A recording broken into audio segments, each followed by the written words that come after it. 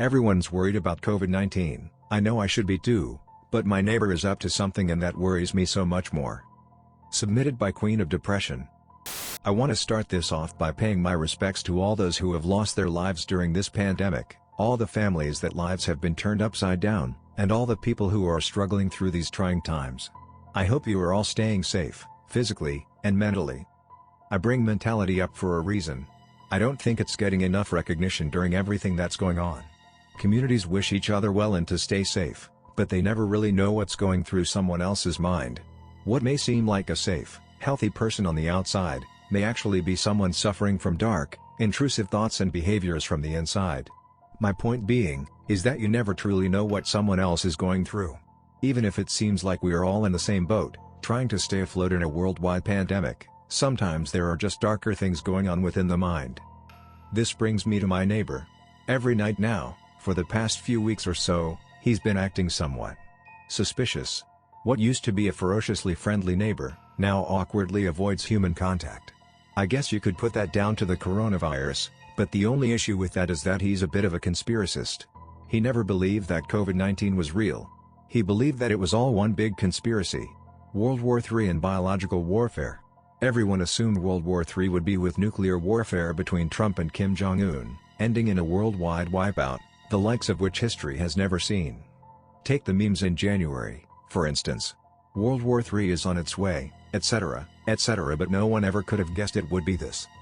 Still, he says, none the wiser to anyone's thoughts of his insanity, it's easier for them to start World War III like this, with nobody knowing how it actually started, rather than them bombing already messed up countries like Syria and Iraq. And we would all argue back, it's madness for you to think like this. But still, he would continue his crazed ramblings, certain of his point of view. It's clear to see that his mental health isn't the best right now, paranoia, delirium, irrational thoughts. When the lockdown first started, I let him know that if he ever needed anyone to go to the shops for him to grab a couple essentials, feel free to give me a call. I'd be more than happy to help out. He just stared at me, like I was an idiot. It makes sense now that I know his thoughts on the situation, but at the time, I just thought he was being rude. He'd close the door in my face without saying a word, and every other day or so, I'd see him leaving his house and returning a few hours later with bags full of shopping. His routine continued like this for about a month or so, and every now and again, I would knock on his door to check up on him. Going out for a long period of time every other day wasn't the safest thing to do, even if he didn't care much about the situation, so I wanted to make sure he hadn't gotten sick during that time. Every time though, I'd get no answer from the front door, I'd just see him poke his head through the curtains, only to close them again. It got to the point where I just stopped caring. If he didn't want to be helped, then I wouldn't help him. So be it. Weird stuff started happening after a while, though. Being stuck in the house all day, you start to get a bit bored. So I began daydreaming out of my windows, watching the wildlife thrive and idiotic people wandering the streets. That's when it came to my attention to the strange things my neighbor started to do in the evenings. It began with him having the odd person come around in the evenings. He rarely had his lights on at night, so I had to trust my judgment on the illuminations of the street lamps. It was only one person at a time, which I suppose was fine as he was more than likely coming into contact with multiple other people when he went out on his shopping trips. I would never see these people leave, though. Always one in, and never any out. It piqued my curiosity, to say the least. So every evening I would sit at my window and watch. I tried to catch a glimpse of what was happening, but nothing much ever happened. A few hours after his guest walked in, he would enter his garden and just stand there, staring into the night. He'd stand there every night after he'd let someone in, for 45 minutes. Not a single movement left his body, until he'd turn around and go back into his home. The first few times this happened, it would send chills down my spine. Something seemed very off about the whole situation, I just didn't know what. Until one night, when I was awoken by the sounds of what sounded like a domestic argument. I knew straight away it was coming from my creepy neighbor's house, but I also knew that he lived alone. I could only assume that it was one of his nightly visitors he was arguing with. It got to the point where I was about to pick the phone up to call the police, but that's when the shouting stopped. I clambered out of my bed with my phone in my hand, 999 at the ready to dial, and headed over to my window to take a look at his house. No lights were on. As usual. No movement from inside, and the arguing had most definitely stopped. I waited for about 15 minutes just to make sure and started to make my way back to bed when I noticed my neighbor was actually there, stood in his back garden. When did he get there? I would have seen him leave his house, and he definitely wasn't there when I first went to my window. I put it all down to being half asleep still and went back to bed. I knew he'd be stood there for 45 minutes, doing absolutely nothing before heading back inside, and I didn't have the energy to wait around for nothing. The next night, the exact same thing happened, except the arguing was much more aggressive this time.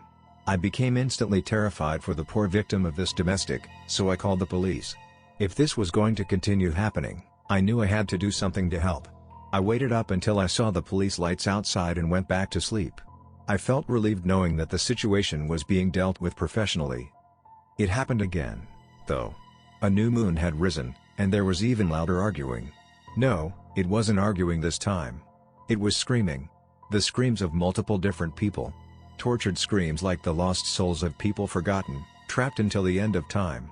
That was the only way I could describe the sound coming from that house. I felt the pain of the screams. I quickly dialed 999, told them what I was hearing. Their response sent a sickness straight to my stomach. "Ma'am, we had a call out to that address last night for the same reason. We checked it out, and the house is vacant. The man who lived there passed away 3 weeks ago from COVID. I don't know what you're hearing, possibly foxes from your description, but there's definitely no domestics going on at that address. Good night." The line disconnected. How could my neighbor be dead? I saw him in his garden just the other night. I knew I wasn't going insane, I couldn't be. None of this made any sense to me. I had watched him leave his house. I had watched him come back with his shopping. I had watched him let people in, and stand in his garden for 45 minutes every night. I saw it all. I had to have seen it all. I felt as though my sanity had been wiped away. Every night the screams continued, and every night I fought the urge to look outside of my window, terrified of what I might see out there. Slowly though, I became accustomed to the screams, and I'm sitting here now, staring out of my window, buried in the midst of my mind. I'm engrossed in the stars, but I swear that I can see glowing eyes from my neighbor's backyard simply staring at me. My gaze was locked on his garden as fear crept its way through my body, and the longer I looked, it seemed that more eyes were appearing. More and more eyes, all glowing in the moonlight, piercing me with their stares. Something horrific brought its way to the forefront of my mind. All of those people that I saw entering my neighbor's house, night after night and never coming out. It was them. It was all of them.